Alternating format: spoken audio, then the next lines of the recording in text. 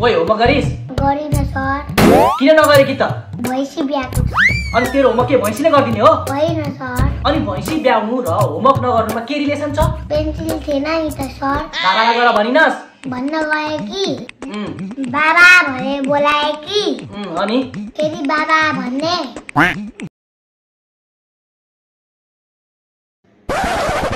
अनि बाबा ढोका चुई चुई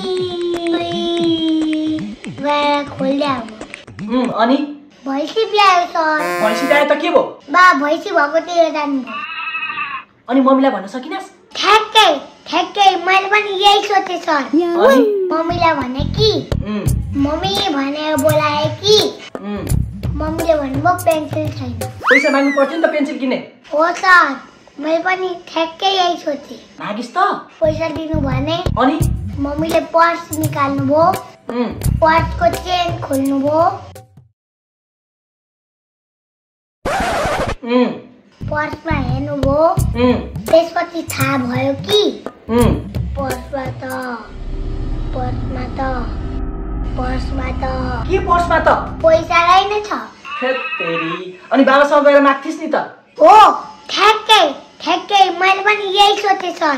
अनि मागिस् त? म बाबाको ठाउँ गएँ कि हिँड्दै गएँ। यसो हेरेँ अनि फेरि यसो हेरेँ। त्यसपछि के भयो भन्? बाबा त के बाबा त हुन्न थियो। बाबा कहाँ जानु भएछ? डोरी किन जानु भएछ सर। डोरी किन किन्नु पर्यो? भैँसी ब्याएको थियो नि त। पाडो केले बाँध्नु सर? भयो चाहिँदैन तेरो म जा त जा।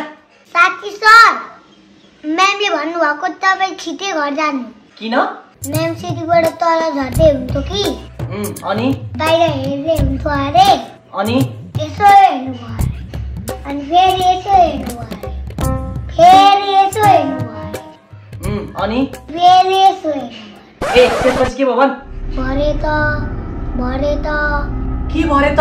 तपाईँ घरमा पनि भैँसी ब्याएको छ अरे सर। जा त जा ल।